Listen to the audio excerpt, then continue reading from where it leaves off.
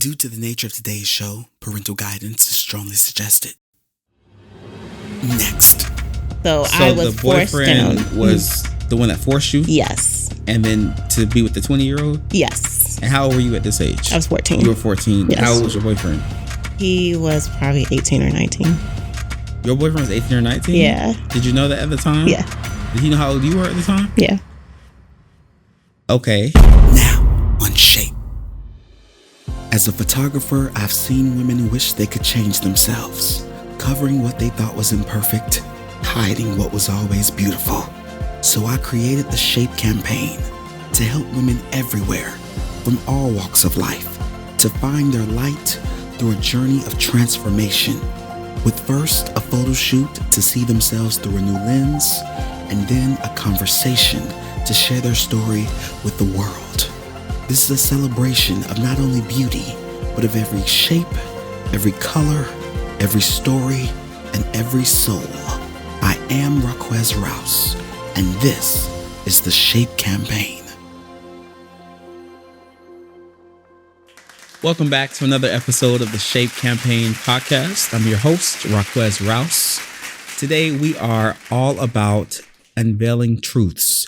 We are all about overcoming struggles and challenges. We are all about triumph and teaching ourselves a coping mechanism to win at life. Today with me is Brittney Bird. So we're going to kick it off right. But before we jump into it, we're going to do an icebreaker challenge. All right. This is called Beauty Under Pressure. So I came up with the name Beauty Under Pressure because you know the saying that says pressure makes diamonds? Yes. Well, you all are the diamonds, and the pressure I'm about to put you under with these questions is going to get real. All right. So I'm going to go over the instructions. So basically, this is how it works. You will have 5 minutes to do a full face of makeup using the products in front of you. Oh, wow. Eyeshadow, blush, lipstick, and mascara. Okay. Here's the twist. You'll have to keep applying makeup simultaneously while I'm asking you a series of questions. No pausing, no stopping. And when the timer runs out, you must drop all of the makeup products. All right. Sound easy enough? That's fun. Okay. Well, here we go. We're going to start our timer now. First question. If your life was a sitcom, what would be your theme song? Ooh. Like several theme songs all at one time. It's so crazy. I would say, I cannot think of anything. Better start applying that makeup. You thinking, you better start thinking and applying. I'm lost in thought because I can't think of just one thing, and you know that's the first one is the best one. That's what I say. Anything inspirational? No, I need one song. Just one song. I have to pick one. Okay. I would say, I can't think of the name of the song, but it's by Lizzo. She's talking about having her hair and her nails done and just feeling really good about herself. I would say that would be the Good theme as hell? song. Yes. Good as hell. Yes, okay. Yes. All right. You're the only one so far to answer that question. Okay, cool. All right. Next question. Make sure you use that eyeshadow brush too. Now you got to get that blending on. Next question. What's your favorite beauty hack or secret? Ooh, my favorite beauty hack is to take care of the skin underneath first. And I have really been getting into that a lot lately. Just been using a lot of just keeping my skin hydrated. And then I also really love it's this liquid biotin collagen. I feel like it just makes my skin glow, and I really don't even have to do much. Okay, all right, okay, I feel you. Next question. What is one of your strongest childhood memories? Strongest childhood memories definitely would be, okay. So I used to want to be the 5th Destiny's Child member. Ooh. I was a huge fan. And don't forget that bottom row too, under them lashes now. Top and bottom now. Go ahead. I got you. I used to, and my poor brothers, I'm sorry guys, I used to make them sit and I used to sing the whole Destiny's Child album, perform it top to bottom, and I used to make my brothers watch. Ooh. And Which album? The Writings on the Wall. The Writings on the Wall. Okay. The one before that, like all of the albums. I loved Destiny's Child, and I used to sing my life away. Okay. All right. Next question. What is one of your biggest life lessons or regrets? Biggest life lesson. Now, Brittney, you taking forever on that. You got blush. You got lipstick. You behind. I struggle with doing my makeup. I'm going to be honest. My biggest, I wouldn't even say it's a regret, but biggest lesson is definitely to love myself. Okay. I did not do that at first, and it has changed my life. Okay, change your life. Okay, let's see how much time you have. Oh, you got 2 minutes left. You better come on. Next question. If you had a time machine, would you go back in time to change or relive a moment? Or would you travel into the future to see what's ahead? I would travel into the future. Okay. Now, let's say how far into the future? Like 10 years, 20 years? I would say not far. I'd say maybe about 5 years. 5 years, yeah. Okay. And then in that future, what would you like to see happen? In that future, I would love to see myself either running some kind of business or just kind of doing my own thing career-wise. Your own thing, okay. Yes. Let's get some more of that rouge on them lips now. Come on now, let's make it poppin'. All right, this is our trick question. Yes. What does the acronym SHAPE stand for? Simply Human Advocating Positivity Everywhere. Hey, I am all about look that. at I love it. I love it. Oh my God. You have made my day for real. Okay, wow. Okay. Listen. Say less. Okay. Let's see how you did. Let's see. Let's check it out. Okay. I see you could have did some more lipstick. Okay. The eyeshadow. Okay. I like what I'm seeing there. A little more rouge on the lips too. Come on, you should have. I know. I'm so basic. I'm gonna give you because you got Simply Human Advocating Positivity I'm gonna give you like I give you 10 for that because that's 10 for me. All right. So we're gonna let you get cleaned up and then we'll be right back and we're gonna get all into Brittney Bird. We'll be right back. Hey, it's your guy Quest here. I want to thank you so much for tuning in to the Shape Campaign podcast. And as a quick reminder, please be sure to check out all of our exclusive interviews from the rest of our Shape cast, as well as the promotional rollout at raquezrouse.com. And for more exclusive behind the scenes stuff that you may have not gotten to see, at my Instagram handle at mr.raquezrouse. That's Mr. Raquez Rouse. Now back to the show. We are back with the Shape Campaign. I'm your host, Raquez, and I'm here with the wonderful Brittney Bird. Now, Brittney, before we took a break, we were doing that wonderful icebreaker. What were your thoughts about that? I absolutely loved it. It was really fun. Okay. I'm glad to know that. You did okay. Not too shabby. Not too much. So I want to get into all things you. I understand that you are from Maryland. Yes. I do live there. I'm actually originally from Michigan. I was a military kid, so we moved around a lot. Okay. That's how you got me. Tripped me up there. Yeah. So what was life like for you growing up in Michigan? So I was born there, and then shortly after we moved around a lot. We lived in South Carolina and Georgia, and we moved around everywhere. And it was just a lot of moving around, and I just had my parents and my brothers, and, we had a lot of fun. So your parents, how many brothers? I have two younger brothers. Brothers. Gotcha. And I understand that you grew up in a religious home while constantly moving around. And you say now that you're no longer interested in religion at all. That is very correct. So I grew up apostolic. I don't know if you've heard of like Pentecostal apostolic. Yes. But yes, definitely grew up, my grandfather was a pastor, all of that, and I love my grandfather. I miss him so much.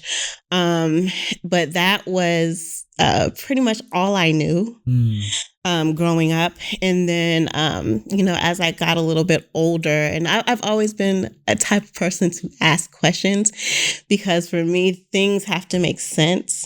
And a lot of times as a kid, I can remember asking certain questions, not just to my parents, but to other people, and just not really getting the answers that made sense for me and my brain. So I've kind of, through my journey of life and through learning who I am as a person, the things that I like and the things that I don't like and the things that I believe and don't, I don't consider myself a Christian at all, but I do consider myself more spiritual. Now, when you say you had questions, what type of questions that you had that were not being answered? So definitely, as I read things, in the Bible, some things, it said that we were supposed to do, I realized that we weren't doing. And, it just was, some of the things in there just kind of didn't sit right with me, like, especially when it came to the treatment of women. And just for me, like, I'm not a feminist or anything. It's just like, it just didn't sit right with me. Right. And I, from, asking the questions and not really fully understanding, but this being, and then the other thing that kind of used to really get to me is that I didn't understand how there were so many other religions, but we claim to be the only one. And, I don't know if every religion is like this, but definitely with apostolics, they claim to be the one way, the only way, and it just, to me, it wasn't fair to the rest of the world. It's like, God is for everyone, not just for this little sect of people over here. Of course. It's just my opinion. Yeah, I think that's a very strong opinion. Absolutely. Yeah. And very valid opinion. Yeah. Absolutely. And so with that, what age were you when these questions started to arise? And when did that turn and pivot from the apostolic background change? So I know it was before I was 12. I will say by the time I was 12, I was feeling more comfortable to ask the questions. But I would definitely say 12 years old was the age where I said, okay, this is not for me, but I'm going to be in it because, you got to do what you have to do. But 12 years old, I definitely would say is when in my mind I said, okay, this is not for me. I don't know what is, but this isn't for me. Was the religion more pushed on you by your mom or your dad or your grandfather? It wasn't really, it just was what we were in. I wouldn't even really say that it was pushed on us. It just was what we were in. And I will share this too, because around that time, I kind of noticed that, when I was going to church and everything, I would always get talked to about what I was wearing. My jewelry was either too big, my skirt was too small or too short, or, I came one time with pants on and I got chewed out, and I'm a kid. I don't pick my clothes. You were chewed out by who? One of the mothers. Okay. In the church. But another thing that kind of happened that really didn't sit right with me is, the mothers are always saying, oh, your skirt is too short, your sleeves are too short, and this and that. But, and I'll never disclose who this person was, but I did come to an older person when I was 14 to let her know that something had happened to me. And I was told that didn't happen by this person.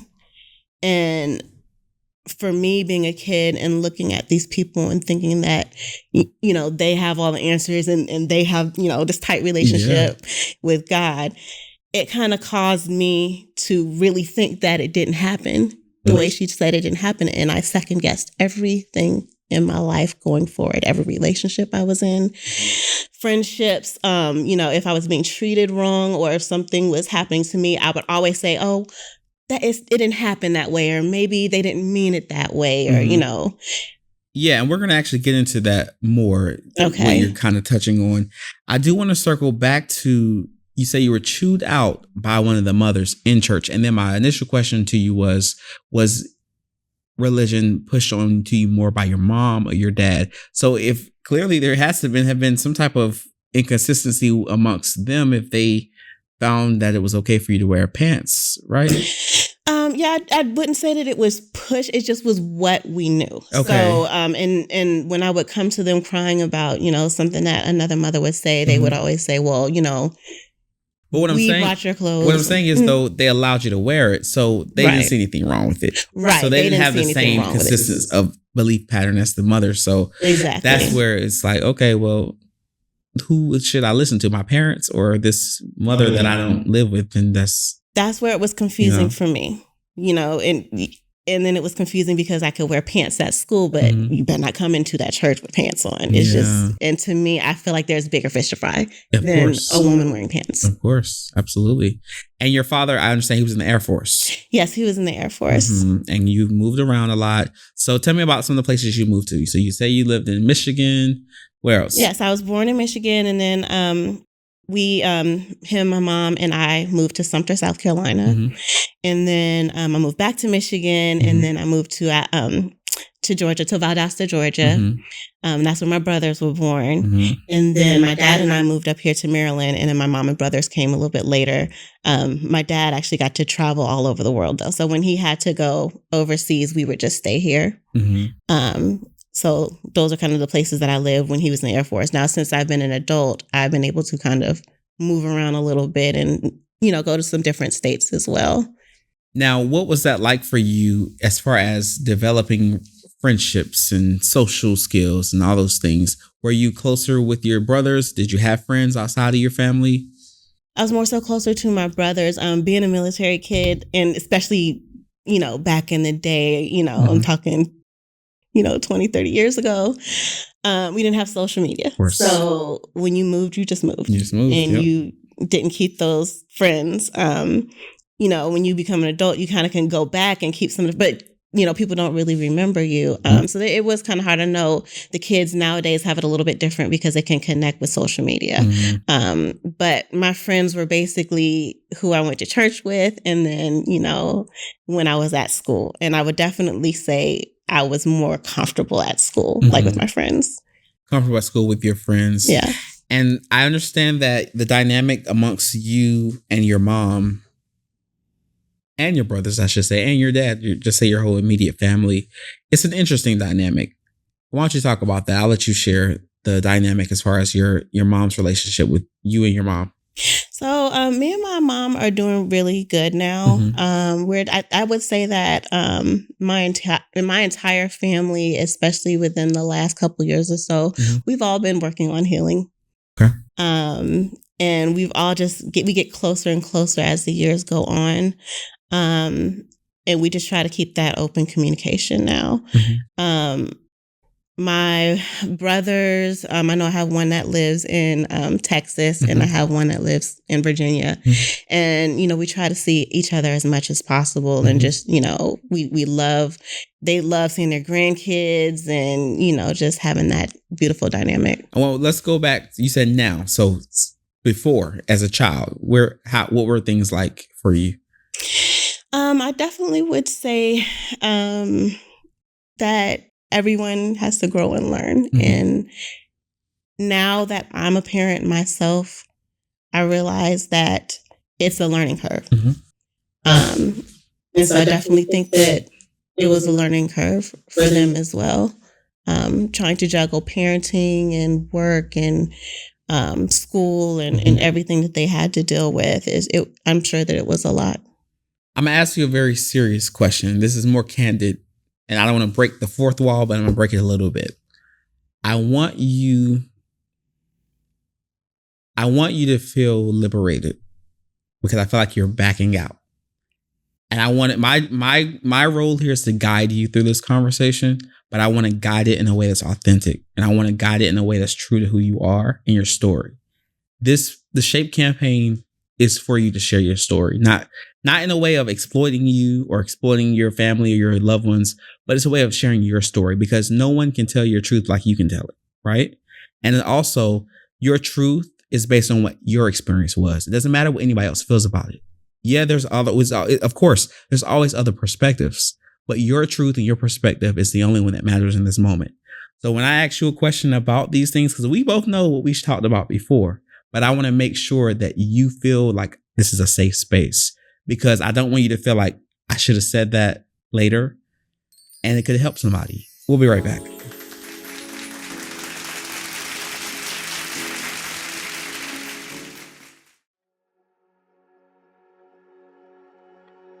People ask me all the time, Raquez, what is the SHAPE campaign? What is SHAPE? And to me, SHAPE is an acronym. It represents simply human advocating positivity everywhere. I started SHAPE to celebrate the beauty of women, their profundity, their excellence, and to hear their stories. Oftentimes we see a beautiful face, but we don't know the story behind the person. So I want you to come along with me on this journey to learn about these beautiful women, these women that have gone through pain and turned it into passion and now into power. Feel free to comment, like, and subscribe, and follow me on all of my social media at mr.raquezrouse. We'll see you later. We are back with the Shape Campaign. I'm Raquez, and I'm here with Brittney Bird. So, Brittney, I do want to talk about some things that you went through around the age of 14. I understand that you had a boyfriend and things weren't so good. Can you talk about that? So, when I was 14, I was dating someone that was in high school who was not a good person for me to date. He was abusive. And my last day of school, my 10th grade, I was on my way to the bus. And I was pulled down into the basement and I was sexually assaulted by an older gentleman who had been waiting down there. And I don't think he had to have been in his early 20s, but he was older. Hold on, back up. So you said you were 14. Yes. And you had so he wasn't your boyfriend. It was two different stories. Yeah, okay, so two gentlemen involved. So I was the boyfriend was the one that forced you? Yes. And then to be with the 20-year-old? Yes. And how old were you at this age? I was 14. You were 14. Yes. How old was your boyfriend? He was probably 18 or 19. Your boyfriend was 18 or 19? Yeah. Did you know that at the time? Yeah. Did he know how old you were at the time? Yeah. Okay. And so you were forced in the school basement. Yes. And then, okay, what happened next? So I was sexually assaulted by the 20-year-old. And me as a sheltered 14-year-old, I would say, I didn't know the correct terminology for it. So it wasn't like I was raped or anything, but I was sexually assaulted by this gentleman. And I was begging him because I was going to miss my bus. And I was just like, I need to get on my bus. I need to get home. Can I please get home? And I was trapped. I couldn't, and I missed my bus and everything, and I had to be picked up. What I feel like was detrimental in that situation is I kind of shut down, after that happened, and I was in church that Sunday and I was boo-hoo crying during service. And one of the older people brought me upstairs and she said, what's going on with you? Why are you crying? And I used the wrong terminology for it. I said that I was raped. And she immediately shook her head and she said, nope, that didn't happen. Okay, well, let's pause. So you said you were sexually assaulted, but you weren't raped. Right. So what is your differentiation between the two? So, and I could be still wrong about this, but for me, the sexual assault was, there wasn't penetration or anything like that, but I was made to, do sexual acts with this older gentleman. Mm-hmm. To me, rape. And when I said that I was raped, I said, because it was more than one person, because one person dragged me down, the other person, did the assault. But to me, I should have said I was sexually assaulted. Either way, I should not have been told that, no, that didn't happen. It should have been a little bit more to it. We should have, maybe checked the cameras or something like that. So, okay. So the person that wasn't even there said that it didn't happen, but yeah, she said that didn't happen. She just looked at me and said that didn't happen. And this is someone in church? Was this the same person that told you about the pants? No, it was a different person. You probably want the best church to be in then. Yeah, very old school, very, girls are supposed to have their stockings on and the skirts down. And, it was that type of environment. So what were your parents' reaction to, did you tell them that? I did end up telling them during that time. So it's kind of hard to remember, but when I talked to them about it earlier last year, January of last year, and I had actually told them they did. Well, they just found out. It. No. I had told them about it back then. Back then, okay, yeah. Gotcha. And, they just said, we would have, had we known, or, we would have protected you. We would have protected you. And, I definitely believe that, but it just was, different time, different thought period, thought process. So when you told them, did they reach out to the school to see if they could run the cameras back to investigate? Were there any legal proceedings taking place at all?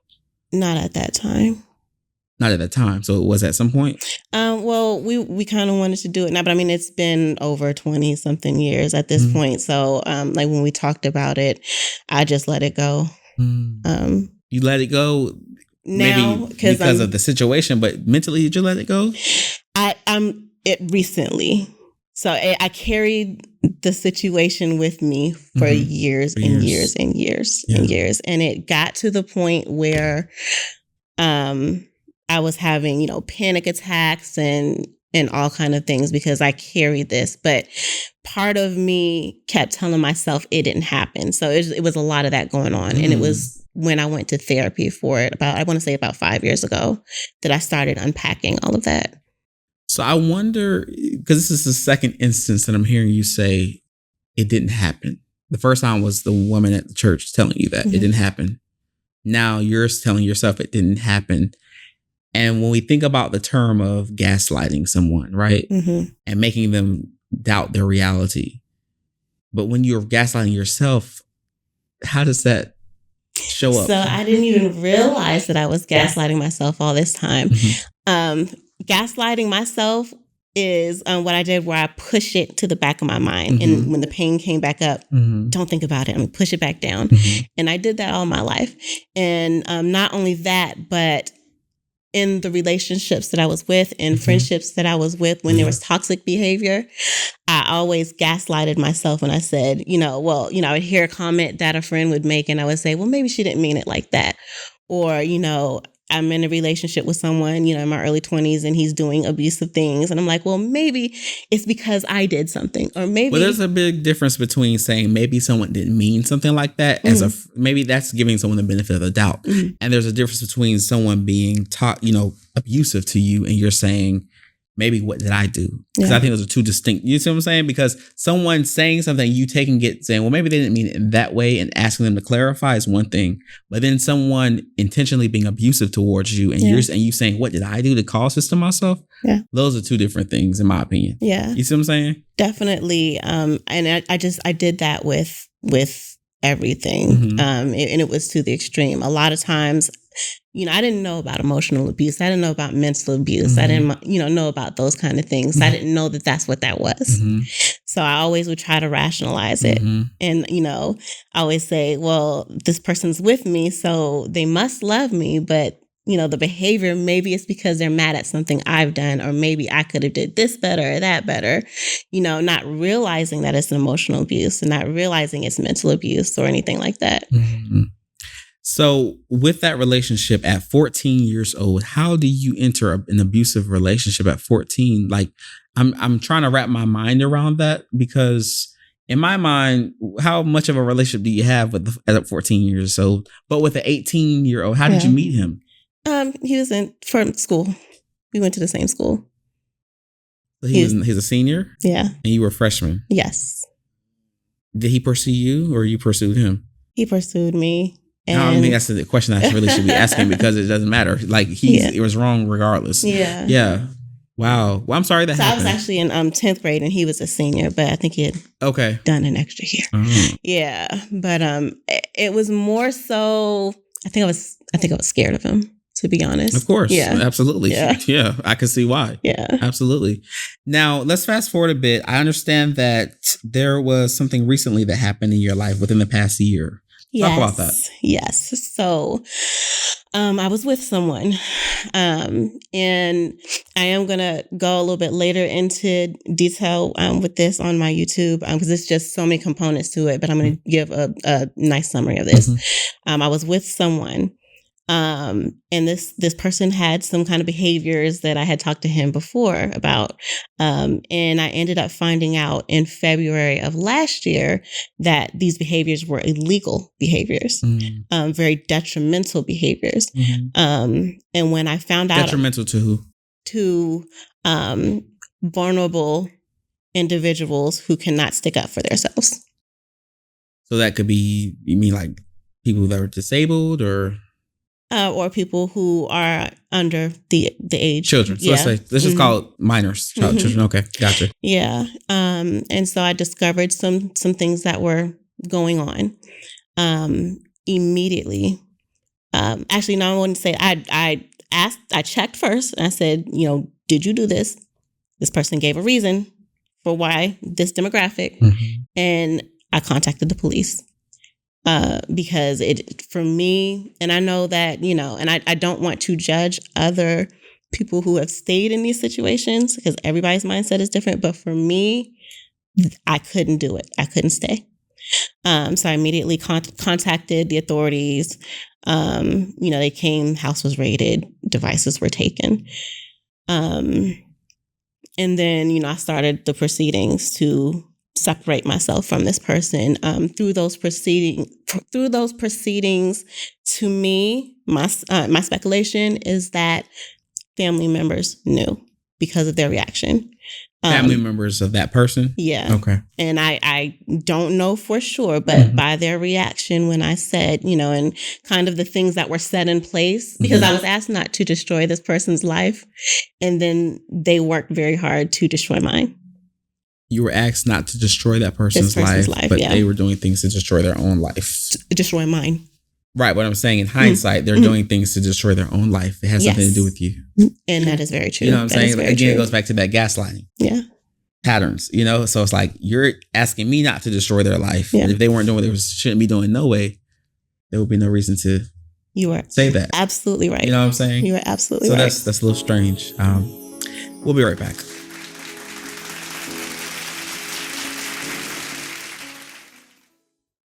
Be sure to join our YouTube family at The Shape Campaign. Comment, like, and subscribe. We'll see you later. Holla.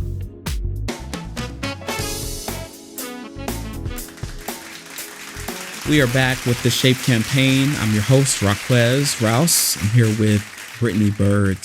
And Brittney, before we went for a break, I understand that you were going through a situation with an individual where they were engaging in some illicit activities, and you talked to me on the break about having a mental breakdown. Yes. Talk about that. Yes. So this situation was very triggering for me because of the situation that I was speaking about earlier, when I was a kid. And not to say that this person did that specifically, but it was still triggering. And so I was working at the time. I had actually just finished my degree, and I had got the job. It was a remote job working fully from home. And I don't know if I told you, but I have a child with disabilities. So it was something that was, it was something that I needed. I needed to kind of work from home so that he didn't have to fool with daycare, because we had another daycare situation that we were going through at the same time as this. A daycare situation. Yes. So basically when the situation happened with the person I was with and I turned him in, I had put my son in counseling for it, and he's nonverbal, but the school, they had a creative way to kind of get him to share some of his feelings. They basically gave him, it was like a booklet with white pages, and they let him draw. And we were thinking he was going to talk about losing this person that had been in his life since he was 3, and he's now 10, or he was 10 at the time. But he ended up talking about a daycare situation. And by the second booklet, I'm contacting the therapist, and, she's contacting me, and we're like, we need to call CPS because of the things that he was drawing. Come to find out, this person was being investigated for things that had happened in the daycare. Now, I had pulled him out the year prior, but it was during the time when he was there. So that was also being investigated. Wait, so are we talking about two different people? Yes. So it was 2 separate situations that were happening at the same time. So it was someone that worked at the daycare. It was a home daycare. A home daycare. Yeah. And then the person that you were with was also another person that was being investigated at the exact same time. And I had just started this job. Yeah. And I had a mental breakdown. And like when I say mental break, a lot of times when people think mental breakdown, you think, screaming and crying and acting crazy. It wasn't even that. Like my brain did not work. It was a point in time where my parents wanted to come get my son for me so I could have a break. And, they said to pack his bags. I couldn't figure out what to put in his bag. And I've packed his bag plenty of times to go over, to my parents' house so that they can watch him for me. I couldn't even, it was my functioning. I felt like, I don't know, I felt like I wasn't even living. I just was existing. And I was on this job and I couldn't function. I couldn't do anything. And they recognized it and basically, said, we think that you need to take a month off. I was also seeing a therapist during that time who said, we think you don't need to be working right now. So she put me on short-term disability. They put me on medications. They put me on, it was crazy. During the time that I was on short-term disability, because they had an open date. They didn't know when they felt as though I should come back to work. So after about a month or so, I had asked the job. I said, all right, they haven't given me a date yet as when they feel I should come back. Should I just come back while I'm waiting for the psychologist to fill out whatever paperwork? They told me no. They said, we want to, we need the paperwork clearing you, saying that you could come back. In between waiting for the paperwork for me to come back, they let me go. And at that point, this was right after finding out about the daycare situation. And I had, investigators coming in to, try to talk to my son and see if he would say anything verbally, about what he was drawing in the booklets. It was so much that, when I lost the job, I just couldn't even react to it. It was just like, okay, whatever, It was like the least of your worries. Yeah, it was the least of my worries. Yeah. Like I was literally just in the bed. I was on so much medication. I wasn't eating. Basically I was, taking protein shakes when I could, and like I couldn't eat. I lost my appetite. I dropped 20 pounds, like all of that. And I was upset with myself because during that time it was like I was observing myself being emotionally unavailable to my child, which is something I said I would never do. I said I would never be emotionally unavailable for my kid. And I couldn't give him what he needed in that moment. I was just existing. And I would sit with him in the silence. And, I would cry to my therapist, like, I'm not doing enough. I'm not doing enough. And she's like, you're there for him, even if you don't feel like you're doing enough. But I was beating myself up over that. And it got to a point where, after I lost the job, I want to say it was July. August, I needed to be out because I didn't own the house, So hang on, let's pause. Let's put the timelines in order. Mm-hmm. So all of this occurred within the past year? Yes, this was all 2024. So at the start of 24 was the investigation stuff, right? And then that So the situation with the person I was with happened first. Okay. And then I put my son in therapy, I want to say. So that was February when I found out about what the situation that was going on. About March or April is when my son was going to therapy, and when I talked to the school and they were like, yeah, we need to call CPS about, because he's not even writing about the first situation. He's writing about the daycare situation that I didn't know about. So it was two things going on, at the same time. So that was around March. And what age is your son? He's 11 now. He's 10 when all of this was going on. Gotcha. Yeah. And, to me, I kind of beat myself up too, because for him, because he has autism. So he would ask every day, where is this person that's no longer in his life? Where is he? Every single day he would ask. And my answer to him would just be like, I'm sorry, he's not coming back. I'm sorry, he's not coming back.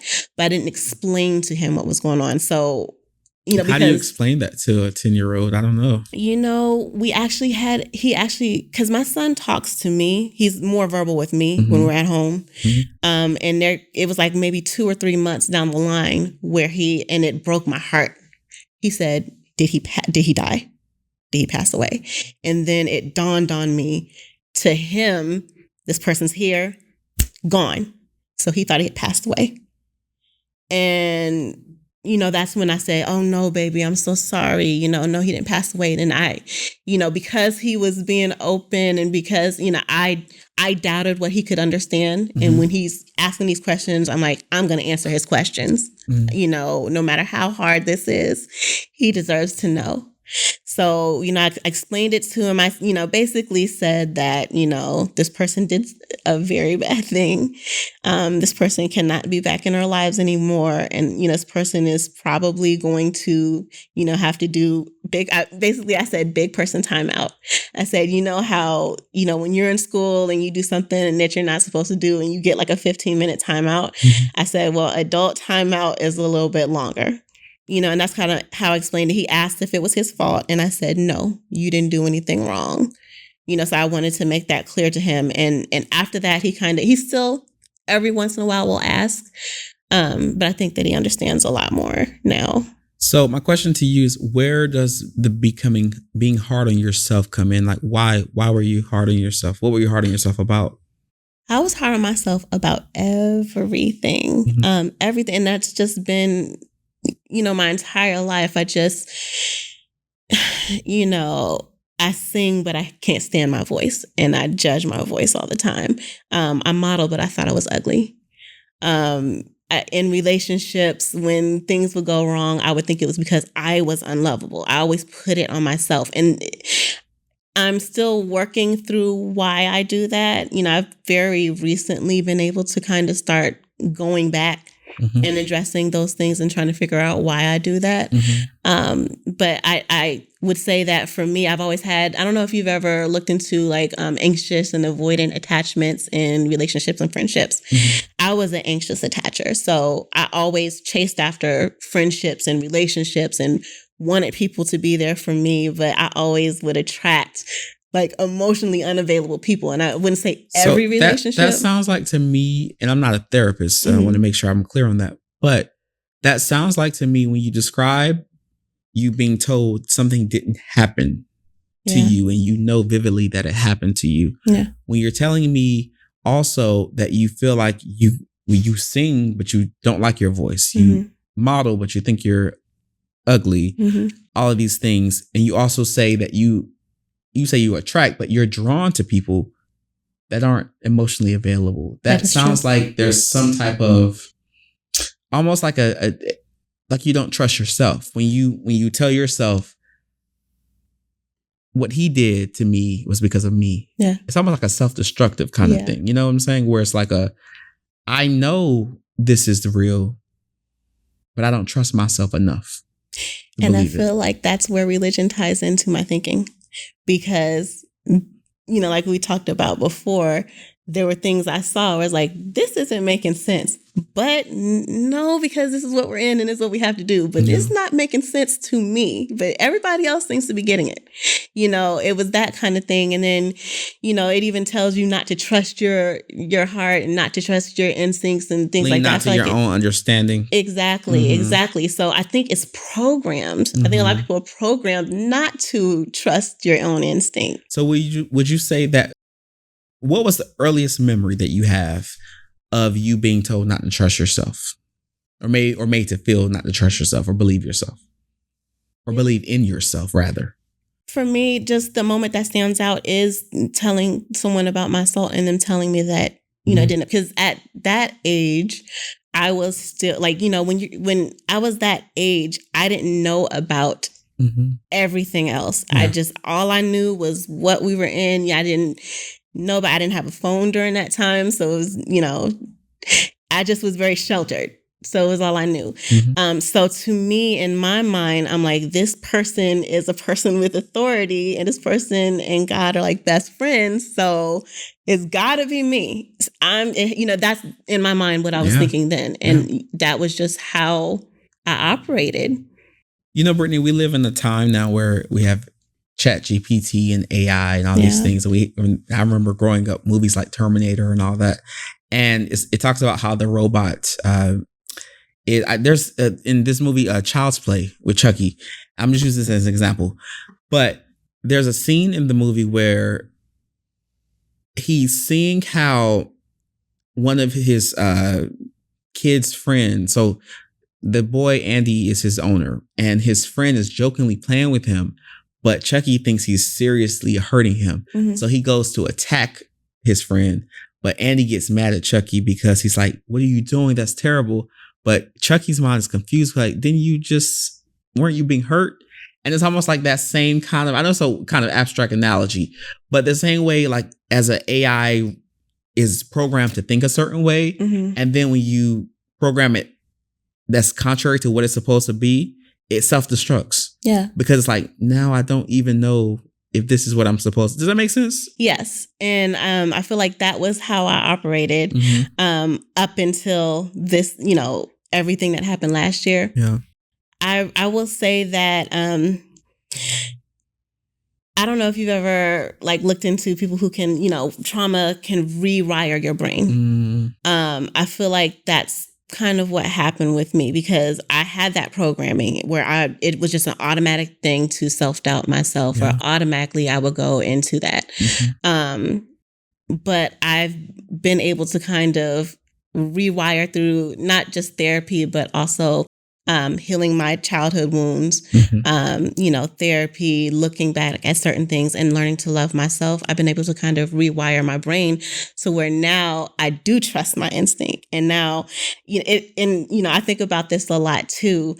My nervous system, I never realized I was in fight or flight, just living through it, because I didn't feel it, because it was just, what I knew. Now that I have done a lot of healing, when somebody around me is off, or when I'm around, energies that aren't good for me, I feel it in my body. Yeah. And that's part of that rewiring, that I never did for myself. I can feel it instantly now.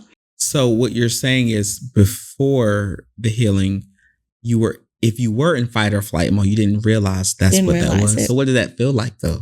Numb. But I think I was numb. I spent a lot of years, and I didn't really realize that I had mental issues. So for me, I numbed it I drank a lot, or I just didn't take care of myself. And at one point, actually, I want to say about 2 years ago, I was about 216 pounds. And I just did not love myself at all. I just really didn't care for myself. I was drinking all the time, like every day. I was numbing myself. And then the people that I had around me, not everyone, but a lot of the people that I had around me kind of reflected the way that they treated me was a reflection of how I felt on the inside, meaning I had people that would treat me like I'm stupid because I felt like I was stupid, or I didn't want to show my intelligence, or I had people treat me like I didn't matter because I didn't feel like I mattered. So the people that I kept around me, would treat me like that. And throughout this situation, last year, I've kind of been a little isolated because, I've kind of been more to myself. And that has actually allowed me to figure out what energies are actually mine, what thoughts are actually mine. A lot of times, and a lot of things that I was telling myself weren't even my own thoughts.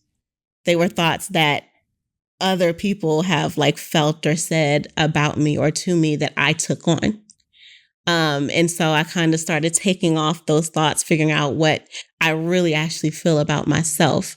And it's been an eye-opening experience. So it sounds like you were cleaning out your closet. I was cleaning out my closet. I was spring cleaning. Yes. And I think that's a very powerful analogy, because it's like, I don't know if this is mine or if that's yours. But so in that moment, what tools did you use to navigate, to decide what were your thoughts and what weren't your thoughts? So it was a whole process. And it kind of correlates to what I was going through at the time.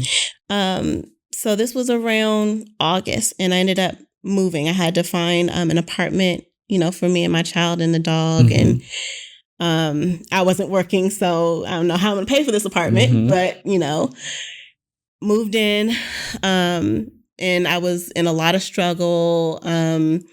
I ended up being able to get help with the system to get food stamps and help with my utilities, but the rental assistance I kept getting denied. And so I had to get, and I ended up finding a job that was, it paid minimum wage, and it wasn't a good job, but I was grateful for it. And in that struggle, I kind of learned how to regulate my emotions. That was the first thing I started working on, kind of meditating. And, that was kind of the first step to, the healing and breathing through situations and focusing on the things that I had that were good.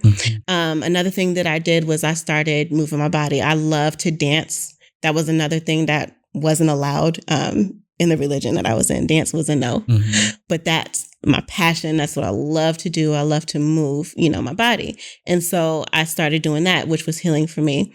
When I was going through my situation, I was having to learn to trust myself and my next moves, but knowing that it wasn't my next moves, it was my, connection to the universe, to source, guiding me. And I started to kind of like break down and kind of look at, why I kind of got into, how you kind of talk to yourself in the mirror and you're like, why do you do this? I kind of started doing that to myself. It's like, why do you keep ending up in these type of situations? And then I'm like, no, let's uncover. Why do you keep it? Let's really uncover it. And I had to kind of go back through childhood, through, young adulthood to figure out what pains I had. Forgive those pains, because that was a big component to it. But to also realize, you don't actually hate yourself. You don't actually feel as though you're ugly. I kind of would look into the mirror and find things about myself that I would love. So I would kind of do those kind of practices, and I would do them more and more and more. And the more I focused on not the things that I hate, but the things that I loved about myself, I started finding more things that I love about myself. So that was part of, that healing, and kind of rewiring the way that I think. So, and that's profound. Thank you. It's profound. So you were 14 when you were first told to doubt yourself. Yes. Your son, what's your son's name? Tyler. He's 11. Yes. He'll be approaching 14 in a few more years. Yes. And what is your plan to teach him to trust himself? So I have been working on that since he was little. One thing that I teach him is to ask questions, however he asks questions. And he does this thing where I'll tell him to do something. He always says why every time. And it's off-putting to people who don't know him, because I'll say, Tyler, for example, don't jump on the couch. And he'll say, why? And, some people, they don't know him. They think he's being rude. I welcome that, because then I could explain, because you can hurt yourself, or because, it's not, I'll never say, because I said so. I give him the reason, and then you can see the wheels turn in the process. And so then he knows not to do it next time. So that's him learning to trust himself, because he's learning the thought process of, if I do this, then this will happen, instead of don't do it because mommy said. So, I really advocate for that. And even like my nieces and nephews, they ask all the questions, and I love it, because even if I don't know the answer to it, we'll look it up together. And it's just teaching them to get knowledge and to get information, and showing them how to research and question everything. Don't just take what people tell you at face value. You have to do research, and you have to, develop those skills. Interesting. I understand that you say you're going to be starting a YouTube series soon. I am. And talk about that so the listeners and viewers can support it and find out more about you. Yes. So I definitely want to talk about some things that I have gone through in more detail when the time is right. Because I definitely believe in divine timing. I know last year, when everything happened, I wanted it out. I just wanted people to know. But then I kind of had to scale back and realize that divine timing is divine timing for me to really put all the details out. So my YouTube channel is going to be, the things that I've gone through. It's also, I talk a lot about self-care. And I do that even on, like my Instagram and Facebook now. Loving myself, the things that you can do to kind of, take care of yourself. I talk about healing. I talk about going after your dreams. It's a wide range of things. But my YouTube channel is definitely going to be more so to tell my story and it's going to have to be like a series because it's just so many details to everything. But I definitely want to get it out there so that I can help someone else, who may be in a similar situation to kind of learn to love themselves and to make better choices. Brittney, you know what I see? I see a woman that has taught herself to advocate for herself. Absolutely. And that garners you so much respect from me. And I'm sure for a lot of other people as well. Someone that is willing to speak up when needed. And in spite of everything that you did experience from your childhood onwards to where you are now, you have learned, and I would even dare to say mastered, the art of self-respect. And I appreciate you for being a part of the SHAPE campaign. What has this experience been like for you? This has been an amazing experience for me. When I came, and I do want to talk about this too. When I came down in December to do the pictures, I was so excited to be a part of this because I believe in your platform 100%. And I was excited for it, even though my world was falling apart. Like I was, I don't think I told you this, but I was getting ready to get evicted. And I was like trying to work through that. The situation hadn't moved on, but this whole thing has kind of helped me to, it kind of brought me back to life. It made me feel beautiful. And I even listened to your story as well, because you have, a wonderful story, how you kind of, I felt a certain way and you've kind of grown and blossomed into who you are today. And I was very inspired by that. So it was just very inspiring for me. I have learned my strength through the situation. And everything actually ended up working out for me as well, by the way. No words left to say after that. How do you come back for that with something else? Well, again, thank you for being a part of the SHAPE campaign. I think the greatest lesson from this entire segment is self-worth, self-advocacy, self-respect, all things self when it comes to believing in yourself. That's where and it I starts. think that's where it starts. Absolutely. Yep. Thank you again, listeners and viewers, for tuning in. We'll see you later.